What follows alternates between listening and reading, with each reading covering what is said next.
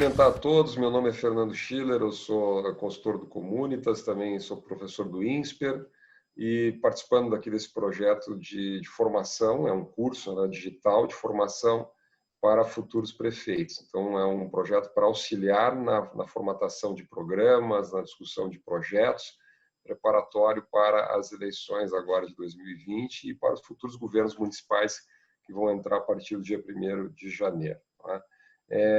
Hoje nós temos uma discussão no módulo 3, que é o módulo de gestão, modernização da gestão pública, e é uma grande satisfação a gente estar aqui com o Daniel Annenberg. O Daniel Annenberg é vereador em São Paulo, 30 anos, a gente conversava antes, ele me contava que tem 30 anos na área de gestão pública, também formado pela Fundação Getúlio Vargas na área de gestão pública.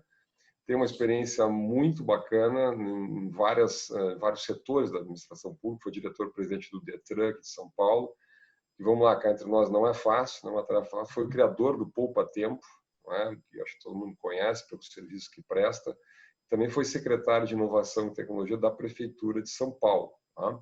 Então tem a visão do Executivo, tem a visão do Legislativo e tem a visão também da Academia da Gestão Pública. Então é um prazer estar contigo aqui, Daniel. E já vou começando com a primeira pergunta, aí a gente vai tocando. Primeiro, acho que é uma pergunta mais geral, mais introdutória, né? Qual o teu recado assim para os novos e futuros administradores, ou quem está concorrendo, ou quem vai ser prefeito, ou mesmo quem vai ser vereador, ou ser secretário dos municípios? Quais são os principais desafios que você vê hoje nesta área da modernização do Estado? Se fala muito em reforma administrativa, enfim, melhorar a qualidade dos serviços para os cidadãos. De uma maneira geral, quais são os maiores desafios que você vê hoje para um futuro prefeito? Bom, Fernando, prazer estar aqui, é um prazer estar conversando com você, com a Comunitas, e aí podendo falar um pouquinho da experiência que eu tenho, como você falou, aí, nesses quase 30 anos de gestão pública. Bom, eu diria, Fernando, que o principal é o foco no cidadão. A gente tem muitas vezes aquela visão de que precisa mudar tudo na gestão pública ou precisa fazer alguns trabalhos. Eu diria que o foco no cidadão e sempre ouvindo esse cidadão, né? A gente poder fazer ou laboratórios, ou testes, ou pilotos, são muito importantes para entender o que o cidadão de fato precisa, né? E não só o que o gestor público acha que ele precisa. Né? Então, esse é um primeiro ponto que eu acho que é fundamental. Outro ponto importante é que, hoje, mais do que nunca, tem que ser uma gestão transversal, uma gestão que não fique só setorialmente tentando dar respostas ao cidadão. Com o mundo do jeito que a gente vive, moderno, do jeito que a gente vive, é fundamental que a gente consiga, né, como gestor público, mostrar que a gente está conversando com as diversas secretarias, com os diversos órgãos municipais. A resposta, muitas vezes, não dá para ser numa só secretaria. Eu vou dar um exemplo, por exemplo, que, aliás, eu adoro, eu acho que é muito importante a gente ter exemplos práticos. Na Prefeitura de São Paulo, a gente estava falando da primeira infância. Primeira infância não é uma questão, um programa de primeira infância só de educação. Tem que ser um programa que envolva saúde, que envolva assistência social, que envolva o meio ambiente, que envolva esportes, que envolva tanta coisa. Então, não adianta só uma secretaria tentar dar conta disso. Então, esse é outro ponto, né? De forma transversal, a gente conseguir olhar. E eu acho que, mais do que nunca, a gente precisa sempre estar com um olhar que não seja um olhar para um segmento específico. A importância de você conseguir ter atenção às questões de gênero, de raça. Não adianta a gente querer modernizar, né, a gestão perpetuando antigas práticas que a gente tinha, né? Então, é importante que também as equipes sejam multidisciplinares e multiétnicas, vamos dizer assim, né? E isso ajuda a gente a ter outros olhares. Então, eu diria que isso tudo. E sempre ter um bom diagnóstico, em princípio, né? A gente conseguir entender qual é o problema, para que a gente também não ache uma solução que não está adequada ao que a gente precisa solucionar, não adianta muita coisa. Né? E eu diria que, para terminar, Fernando, aquela ideia de que simplificar as coisas.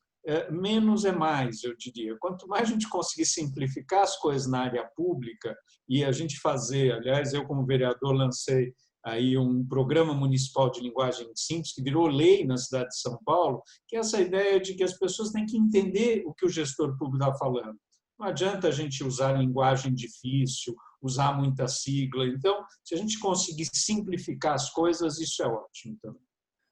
Excelente, Daniel. Eu queria só pegar um pontinho que tu tocaste, que é o tema de diagnóstico. O diagnóstico é uma área, às vezes, desprezada na administração pública, né?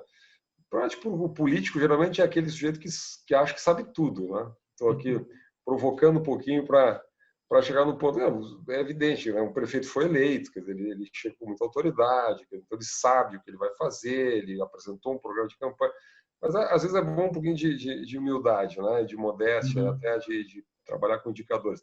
Queria que tu me falasse um pouco, assim, o prefeito entrou, né? O secretário tomou posse lá de uma certa área, na administração, planejamento, saúde, educação, enfim. O que tu recomendas em termos de diagnóstico? Quer dizer, quer fazer um trabalho, bom, eu preciso modernizar a administração, eu preciso digitalizar isso, eu preciso simplificar procedimentos. Também não posso perder muito tempo com o diagnóstico, porque eu preciso oferecer respostas. Qual é a dica, qual é a orientação que tu dá nessa direção? A dica é ver o que já está sendo feito. Muitas vezes, quem entra fala que quem fez o antes está tudo errado. Não é verdade. Não importa o partido A, B ou C, tem muita coisa boa que já foi feita. Então, a ideia é de você olhar um pouco para trás e ver o que já foi feito e adaptar isso às suas necessidades atuais.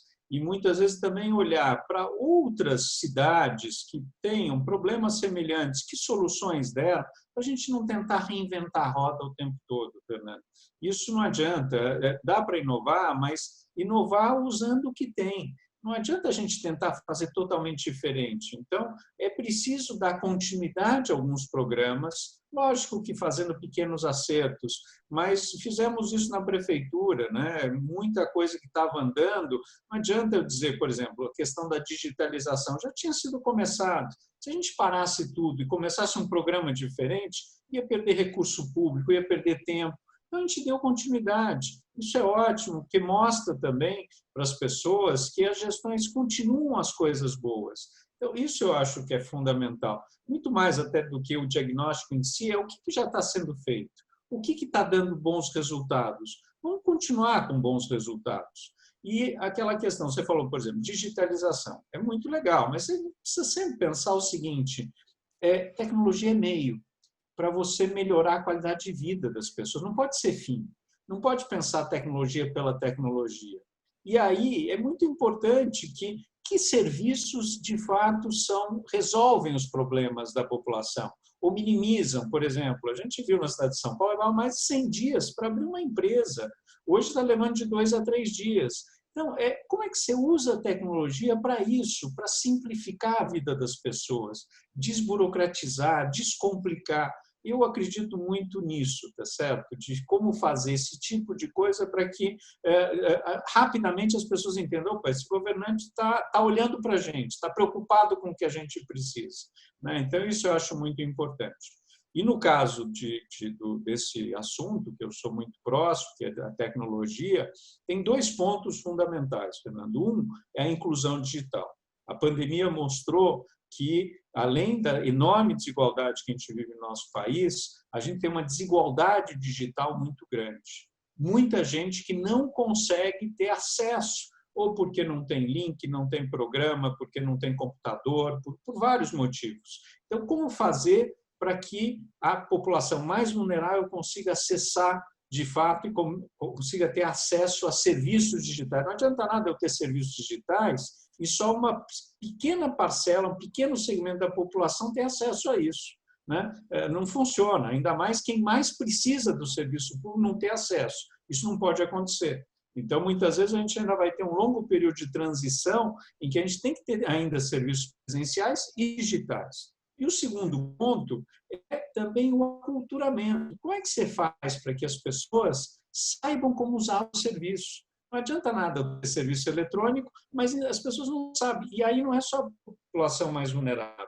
a gente vê pessoas com um pouco mais de idade, né? O caso da minha mãe tem 81 anos, ela morre de medo de usar os serviços eletrônicos. Como é que você faz para as pessoas entenderem que não é um bicho de 7 cabeças? Então, esse aculturamento, esse explicar para a população como usar o serviço também é muito importante. Aí. Eu só vou pegar de novo esse gancho, que é a inclusão digital, para a gente aprofundar um pouco. Não é? Sim. Agora, a gente viu na questão da educação, por exemplo, a desigualdade enorme, quer dizer, os alunos da escola pública, em geral, no país, não tinham acesso a... Primeiro, não tinham os equipamentos, né? O tablet, o computador, enfim, para... Segundo, a conexão, em geral, era frágil, não funcionava direito, ou era, enfim, não tinha a capacidade de banda, enfim. Como é que faz isso? Quer dizer, a prefeitura pode ter uma ação mais, digamos assim, mais agressiva, no bom sentido da expressão, no sentido de digitalização, de facilitar o acesso a redes, ou é uma questão de construir ou estruturar centros onde as pessoas possam se dirigir, ter um atendimento? Como é que tem alguma experiência interessante nessa direção? Porque eu imagino que uma prefeitura não possa digitalizar a cidade. É uma pretensão, evidentemente, mesmo uma prefeitura de médio porte, com uma renda per capita alta, não há condição de fazer isso. Né?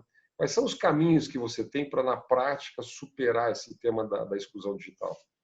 Olha, são vários os caminhos e é um pouco de tudo isso que você falou, Fernando. Em primeiro lugar, lógico, você precisa ter uma política nacional de inclusão digital e a gente está um pouco carente, mas a gente vê em outros países isso acontecendo.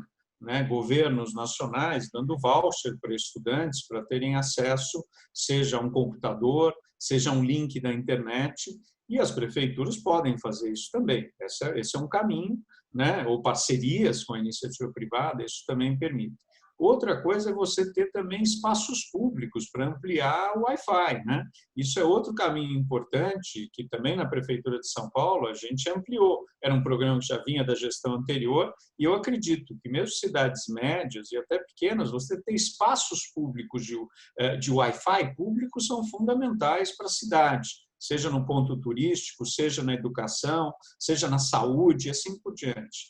Acho também, e aí a gente recebeu, por exemplo, esses telecentros da prefeitura, são uma espécie de lan house públicas, e que muita gente fala, não, hoje todo mundo acessa via celular. Não é totalmente verdade. Muita gente ainda usa, e usa bastante, essas lan house públicas, esses telecentros que a gente tem na cidade de São Paulo e que outras cidades têm, para fazer currículo, para entrar nas mídias sociais. Então, são espaços importantes, não dá para descartar isso e dizer, não, vira a página e vamos fazer uma coisa diferente. Então, tem vários caminhos para a gente trabalhar essa inclusão digital. Um outro, por exemplo, Fernando, que também a Prefeitura de São Paulo tem, não sei se você conhece, chama FabLab. São 12 equipamentos de fabricação digital, em que o cidadão, gratuitamente, através de cursos, aprende sobre impressão 3D, sobre robótica, sobre muitas coisas que é esse mundo moderno e que ele muitas vezes tem até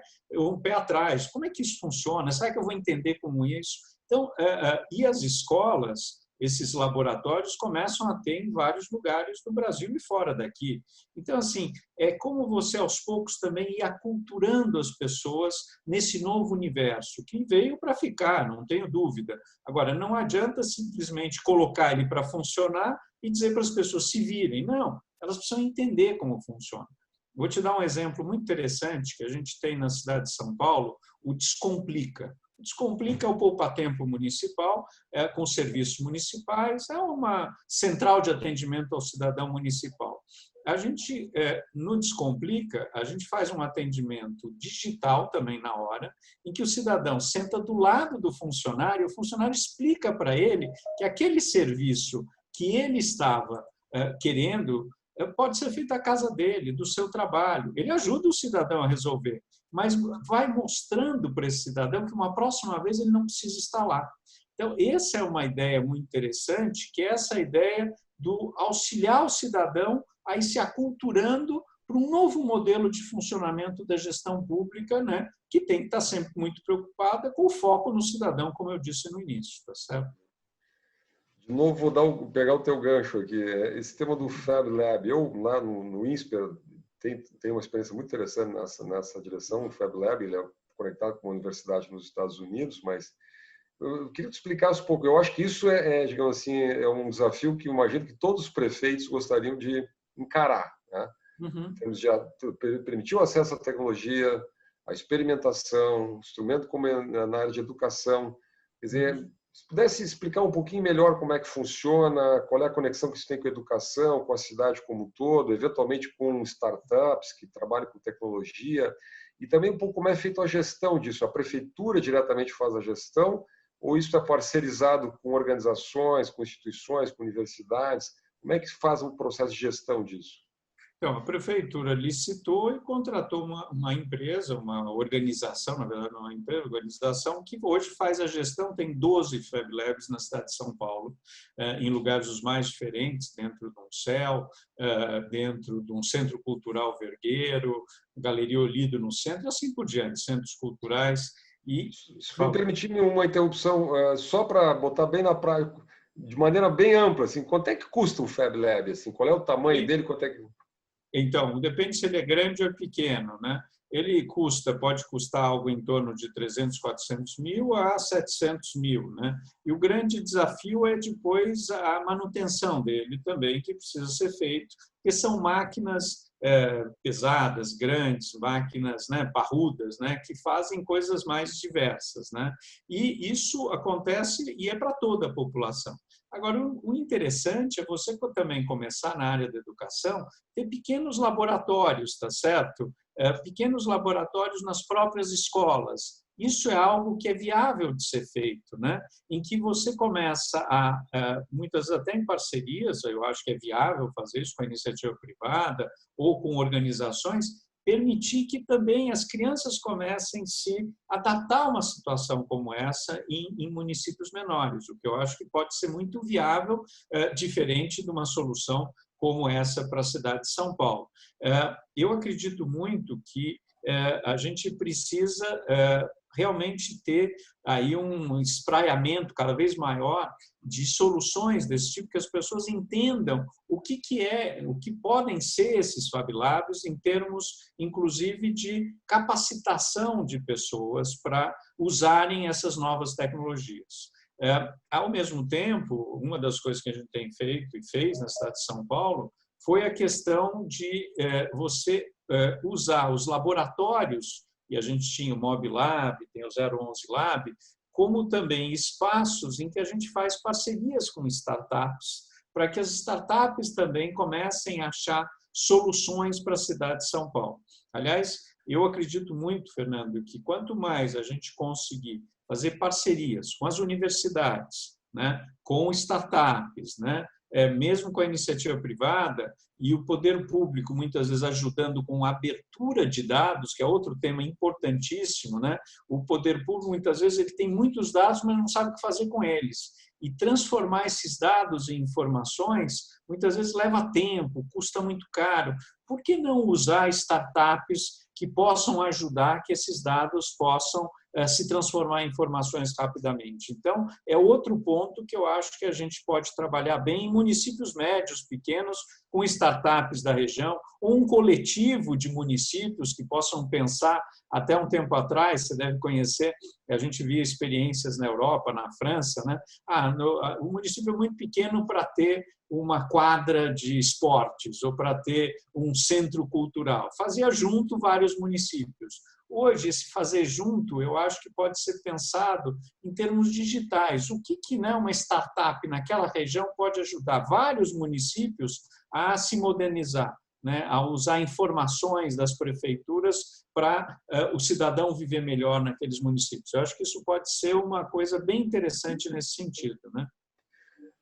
Nessa linha também, Daniel, startups, empreendedorismo, enfim, pensando em municípios de médio, pequeno porte, uma cidade que tem 100, 200 mil habitantes, 300 mil habitantes, o que o prefeito pode fazer? Quer dizer, antigamente, que eu digo recentemente, você tinha as incubadoras, você dá a ideia de uma aceleradora, a ideia de desburocratizar, tudo isso junto. Como transformar a cidade num ecossistema amigável para o desenvolvimento de novos empreendedores? Isso deve ser ensinado nas escolas, Como é que a cidade se torna, digamos assim, amigável para o empreendedorismo digital e para a tecnologia? Olha, também de várias formas. Eu acho, o primeiro ponto sempre, Fernando, eu acho que tem que muito ouvir as pessoas, quais são as demandas das pessoas, seja em termos de serviço público, seja de apoio da prefeitura. Eu acho que dá para fazer sempre um trabalho muito legal com parcerias, tá certo? Vendo onde o calo aperta, fazendo pilotos e, ao mesmo tempo, colocando uma infraestrutura, né, que auxilie todos a poderem utilizar recursos, né?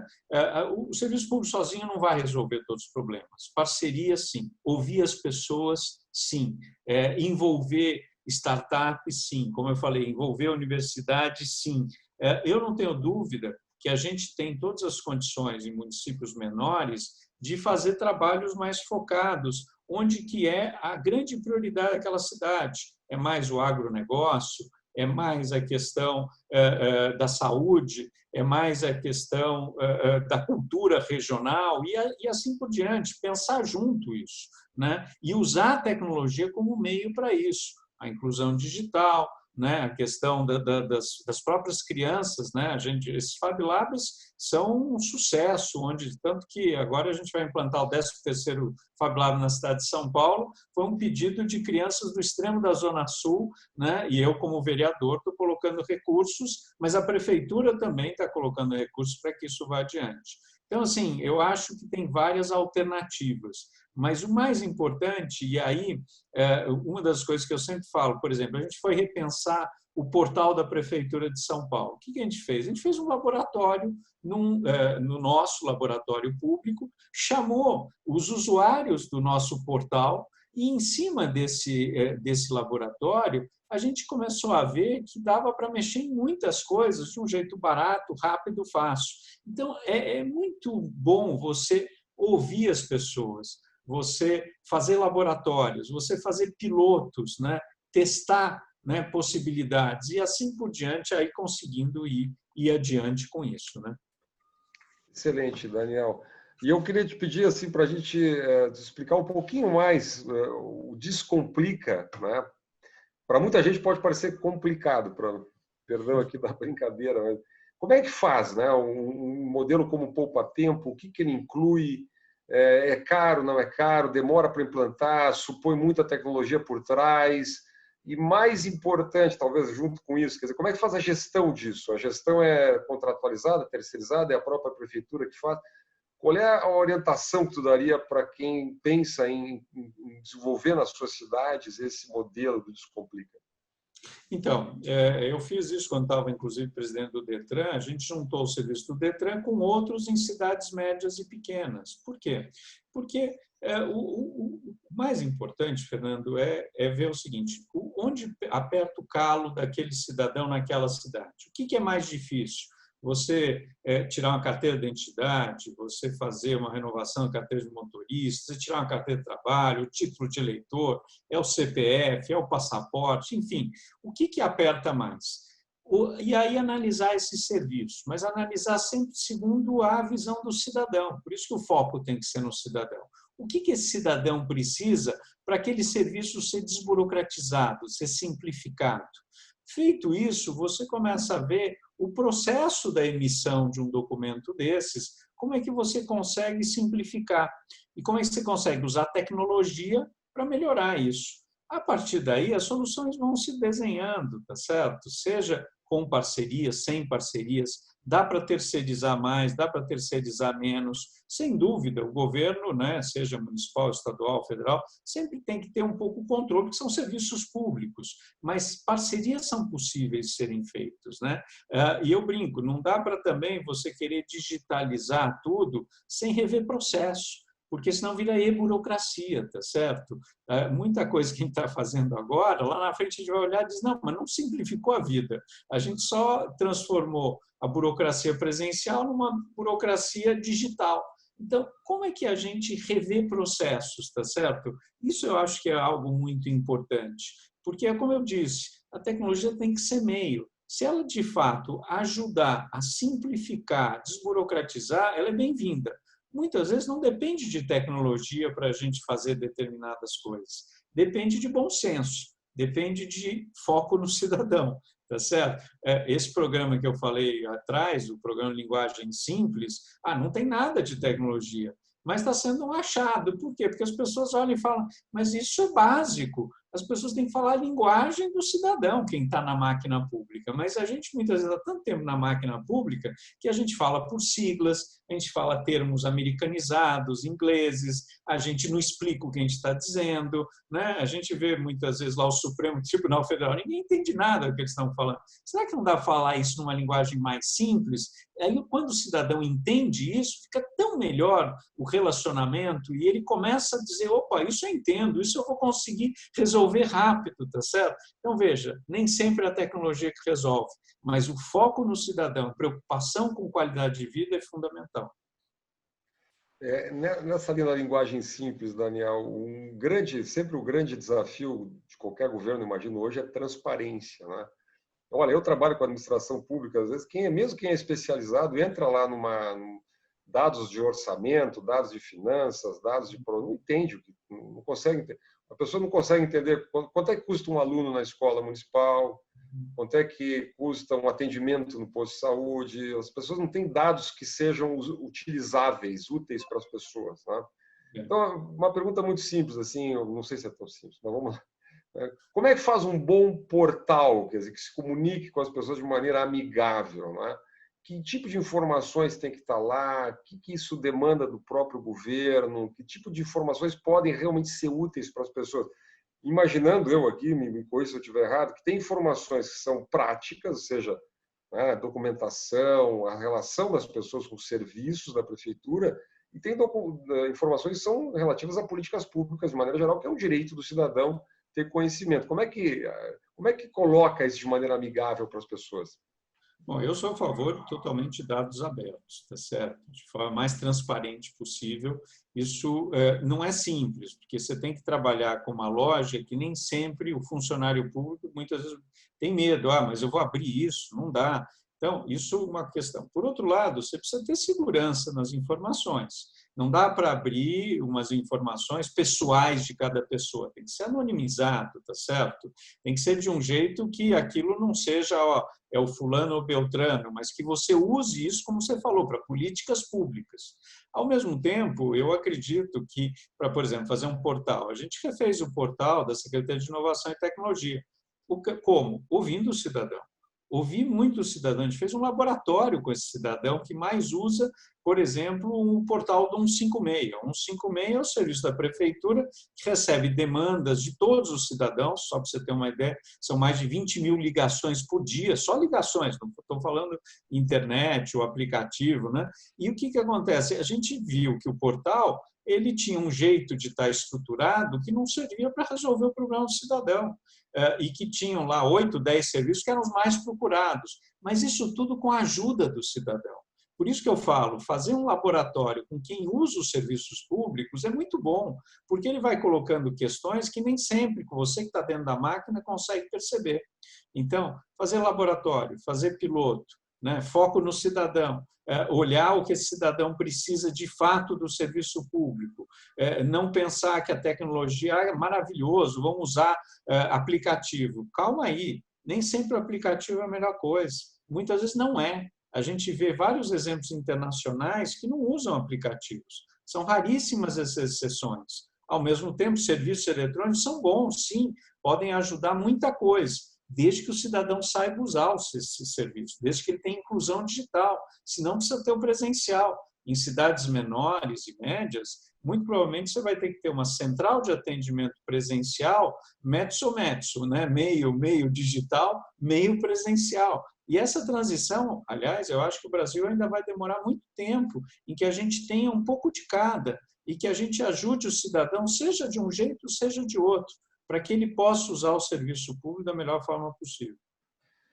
Uma pergunta rápida aqui, Daniel. Eu sei que a Secretaria de Inovação e Tecnologia era uma secretaria muito enxuta, não é?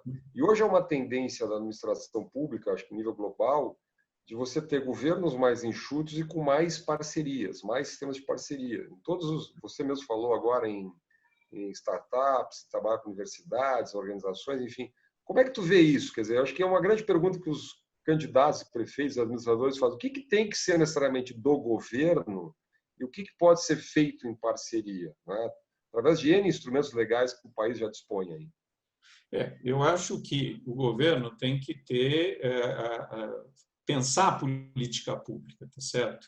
E coordenar essa política pública e continuar sendo responsável pela política pública em boa parte de áreas como saúde, educação, etc.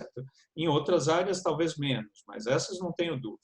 Agora, você pode executar essas políticas públicas, aí sim, com muitas parcerias, tá certo? Com parcerias com startups, você pode pensar em fazer PPPs, né, que são muito interessantes, você pode contratar empresas, você pode fazer N formas. E eu acho que muito importante é a participação do cidadão, né? Quanto mais o cidadão participar na elaboração, no acompanhamento dessas políticas públicas, melhor. Então, você ter conselhos, comitês, por exemplo, uma coisa que eu na Câmara fiz agora como vereador, a gente está apresentando um projeto de lei de negócios de impacto e principalmente impacto social, que são pequenos negócios na periferia de São Paulo. O que a gente fez, Fernando? Uma consulta pública muito grande para ouvir o que as pessoas que se utilizam desses instrumentos precisam, né, para que não saia da cabeça do gestor público ou do vereador, né, um projeto de lei que não tem nada a ver com a realidade. Então, você ouvir os diversos segmentos que trabalham com aquela área específica que você vai ou fazer um projeto de lei, ou um projeto, ou uma ação de governo, faz todo sentido. Não adianta a gente só querer dizer, isso eu acho que vai resolver o problema. Ouça mais, né? Conviva mais com quem precisa daquilo, porque muitas vezes as soluções são muito mais simples, mais baratas, rápidas do que você imagina. E muitas vezes a gente quer fazer uma coisa com uma enorme complexidade e não precisa de tudo isso. Então, ouvir as pessoas, um bom gestor público precisa fazer isso o tempo todo. E precisa fazer não só no começo da gestão, ao longo da gestão, porque a gente vai corrigindo rotas, Fernando, isso é muito importante. O Poupa Tempo é um projeto que dá certo, por quê? Porque a gente fez todo um programa de acompanhamento ao longo do tempo. Tem gente ali vendo, que nem você falou, indicadores, ouvindo a população, porque no Brasil, mais do que você implantar algo, né, fazer ou construir uma escola, inaugurar um posto de saúde, ou mesmo um poupa-tempo, é fazer a gestão disso ao longo do tempo. O grande problema é, depois de 3, 5 anos, desgasta a parede, você tem que recapacitar os professores, comprar computador. Essa gestão, essa continuidade, a manutenção é um tremendo desafio no caso do Brasil. A gente está muito mais acostumado a inaugurar coisas e não fazer gestão de coisas ao longo do tempo com qualidade. E esse é um desafio tremendo para um gestor público municipal. Como é que você consegue dar manutenção disso ao longo do tempo e com recursos necessários e suficientes, tá certo? Excelente, Daniel. Para a gente terminar aqui o nosso minuto final aqui, já daria para a gente ir longe aqui, mas vamos lá, nosso minuto final aqui, tu já disseste de certa maneira, mas para sintetizar, o que um gestor público não deveria fazer, a sua recomendação, assim, evite isto, né? Para começar bem o governo, qual é a sua... Ouvir a população, ele precisa ouvir o tempo todo. Então, não ouvir a população é o pior erro que um gestor público pode fazer. Achar que soluções mágicas ou soluções tecnológicas resolvem o problema. Não resolve. Isso é meio para achar uma boa solução. É ver experiências práticas que já deram resultado em outros lugares. Não tenta reinventar a roda, né? Em geral, soluções mirabolantes não levam a grandes lugares, né? Então, se ele conseguir ser um pouco disso tudo, né, eu não tenho dúvida que ele começa já com uma boa qualidade, com boa chance de fazer um bom governo. Mas, de fato, não é simples, né? Os recursos são escassos, fazer parcerias com a iniciativa privada é muito importante, portanto, de fato, não ouça também só um segmento. Tente ouvir vários segmentos da sua sociedade, da sua comunidade. Cada um vai te dar boas entradas, bons inputs, tá certo? E você, com isso, consegue fazer soluções melhores do que se ouvir só um segmento ou só tirar as coisas achando que da sua cabeça é a melhor coisa. Então, eu acredito muito nisso, tá certo? Para que possa ter uma boa gestão. E os exemplos que eu tive ao longo desses anos todos, com o Poupa Tempo, com o Detran, como secretário, se você não ouve, né, você tem que ter um ouvido muito aguçado. Eu acho que isso é muito importante para ser um bom gestor público. Olha, então, muito obrigado, Daniel. Excelente, aprendemos muito aqui. Eu, particularmente, aprendi muito.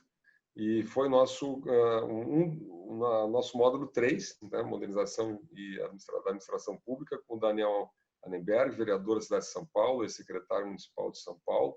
Muito obrigado. E é isso. Voltamos na próximo módulo aí. Abraço. Um grande prazer, Fernando. Obrigado aí pela oportunidade. Boa sorte aos novos gestores públicos. Parabéns à Comunitas. Forte abraço a você, Fernando. Grande abraço.